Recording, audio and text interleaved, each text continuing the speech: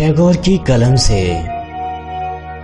प्रस्तुत पाठ में विश्व के महान साहित्यकार रवींद्रनाथ टैगोर ने अपनी लेखनी से अपने बचपन से जुड़े संस्मरणों को इतनी खूबसूरती से व्यक्त किया है, जिन्हें पढ़कर हम स्वयं को उनके साथ रख लेते हैं। तो आओ पाठ का अध्ययन कर उनके बचपन के विषय में जानें।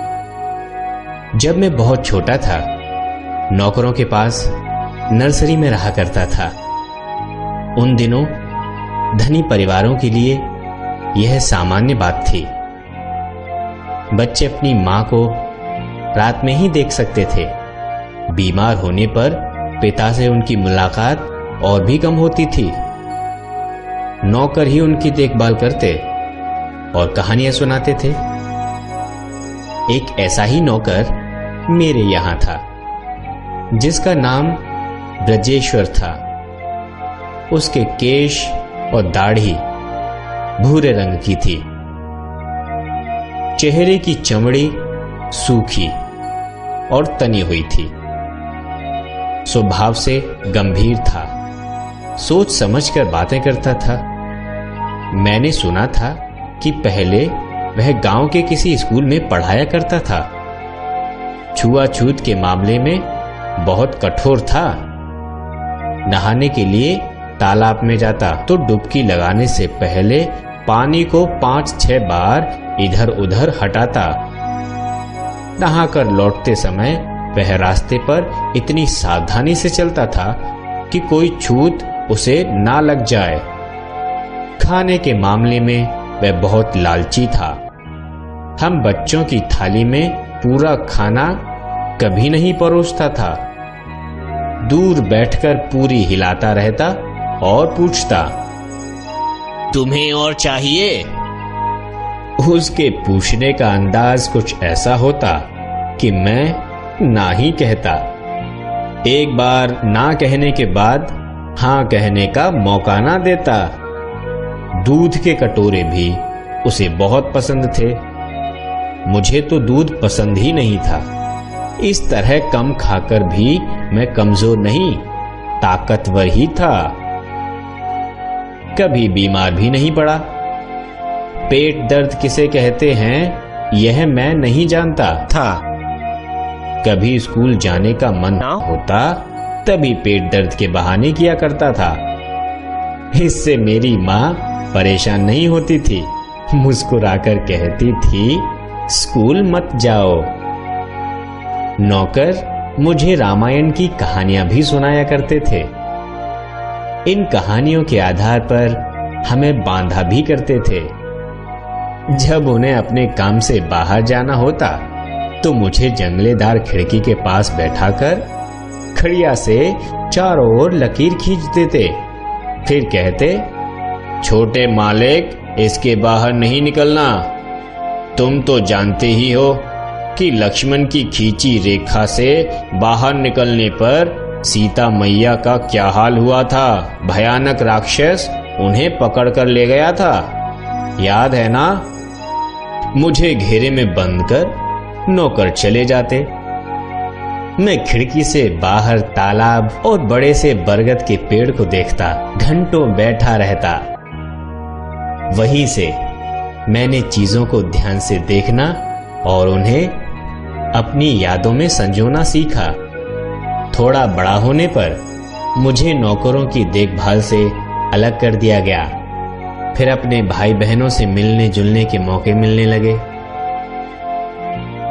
मैं अपने पिता की 14वीं संतान था। मेरे कई भतीजे और भांजे भी मुझसे बड़े थे। बड़ी बहन का लड़का सत्य और सोमेंद्र मेरे रोज के साथी थे। सत्य मुझे एक बात के लिए हमेशा डराता रहता था, शांति निकेतन कभी मत जाना। मुझे आश्चर्य होता, क्यों नहीं जाना? पिताजी वहां जाते हैं, वहां उनका मकान है, सत्य कहता। लेकिन वहां का सफर बहुत खतरनाक है। वहां रेलगाड़ी से जाना होता है और रेलगाड़ी तो मौत का फंदा है। लोगों को इधर उधर फेंकती चलती है। मैं जब बड़ा हुआ तो पहली बार रेलगाड़ी से शांति निकेतन गया।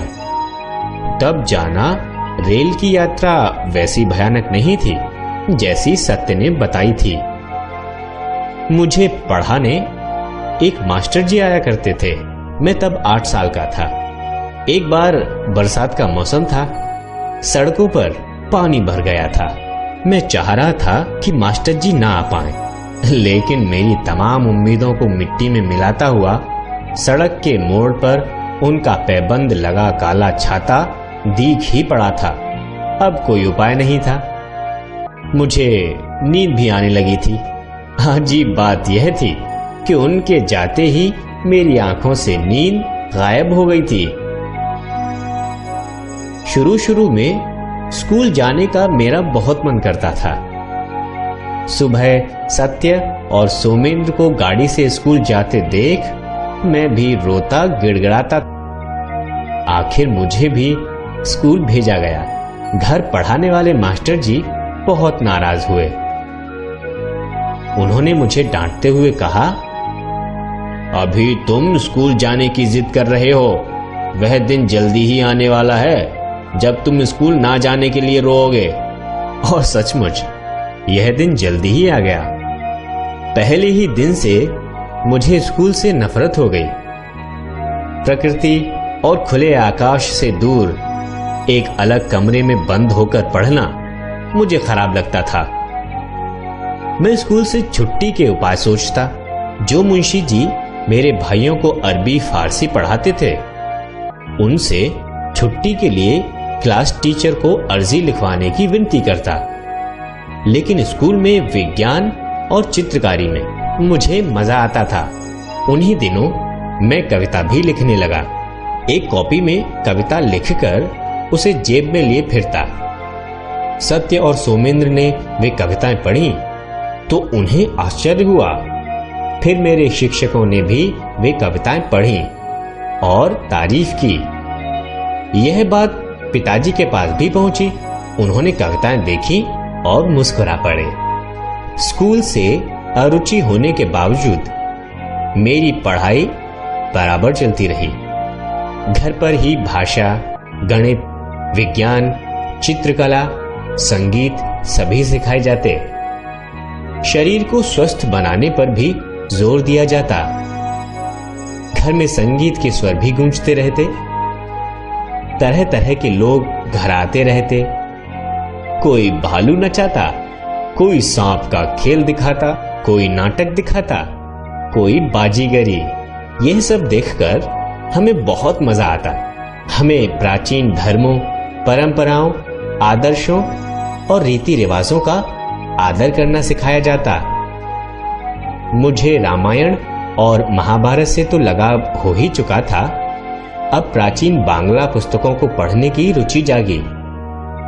वे किताबें सोने वाले कमरे में अलमारियों में बंद रहती थीं। उन्हें निकालने के लिए कभी कभी चाची की साड़ी के छोर से बंधे चाबी के गुच्छे को चुराना भी पड़ता था। जब पिताजी यात्रा पर बाहर गए होते, मैं चुपचाप उनके कमरे में घुस जाता। उनकी कुर्सी पर बैठकर उनकी कोई किताब पढ़ने लगता। जब मैं 12 वर्ष का था, मेरा उपनयन संस्कार किया गया। केसरिया कपड़े पहनकर और सिर मुंडाकर कमरे में गायत्री का जाप करने में मुझे बहुत मजा आया। मैं सिर्फ इस बात से परेशान था कि मुड़े सिर मैं स्कूल कैसे जा पाऊंगा, लेकिन इसकी नौबत ही नहीं आई। उत्सव समाप्त होने पर पिताजी ने मुझे बुलाया और पूछा, तुम कुछ महीनों के लिए मेरे साथ यात्रा पर जाना पसंद करोगे? घर से निकलकर यात्रा पर जाने से मुझे बहुत खुशी हो रही थी। मैं पिताजी के साथ पहले शांति निकेतन गया। पिताजी के नजदीक आने का यह पहला मौका था।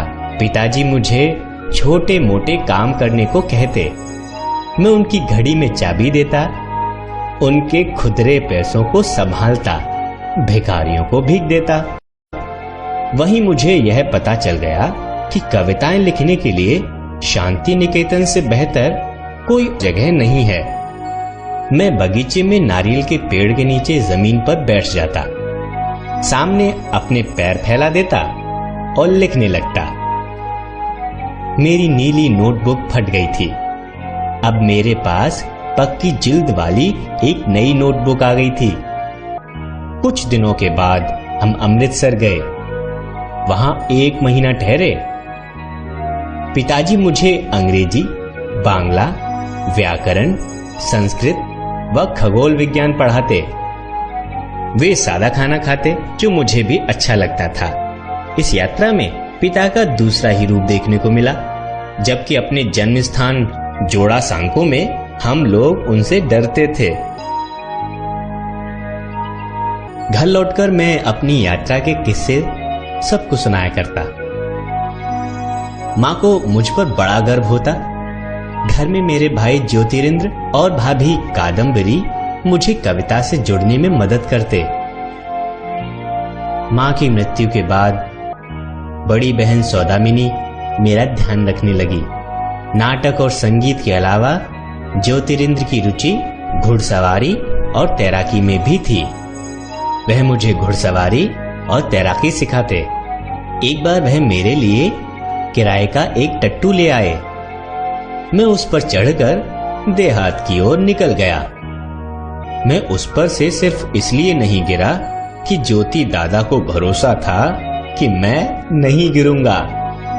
ज्योतिरिंद्र दादा नाटक लिखा करते थे। नाटक के लिए गीत मुझसे लिखवाते। नाटक के बीच जब वे गीत गाए जाते तो सबको आश्चर्य होता कि एक कम उम्र के लड़के ने यह गीत लिखा है। मैं 16 साल का हो गया था। मेरे भाई बहन मेरे भविष्य को लेकर चिंता करने लगे थे। भाई सत्येंद्र नाथ ने सुझाव दिया कि मुझे इंग्लैंड भेज दिया जाए। मुझे वहां मैट्रिकुलेशन की परीक्षा पास कर कानून की पढ़ाई करनी थी। इससे पहले चुस्त और आधुनिक बनने के ख्याल से मुझे अहमदाबाद में सत्येंद्र दादा के पास रहना पड़ा। अहमदाबाद और मुंबई में 6 महीने रहने के बाद मेरे इंग्लैंड रवाना होने का वक्त आ गया। 20 सितंबर 1878 की शाम के 5 बजे मैं पूना नाम के समुद्री जहाज से मुंबई से इंग्लैंड के लिए रवाना हुआ। डेक की रेलिंग के पास अकेला खड़ा मैं जेटी और जहाज के बीच का बढ़ता हुआ अंतर देखता रहा। अचानक मुझे उदासी ने घेर लिया। मैं अपने पीछे भारत का किनारा ही नहीं, अपने बचपन को भी छोड़े जा रहा था। मैं फौरन डेक से हट गया और अपने कैबिन में जाकर लेट गया।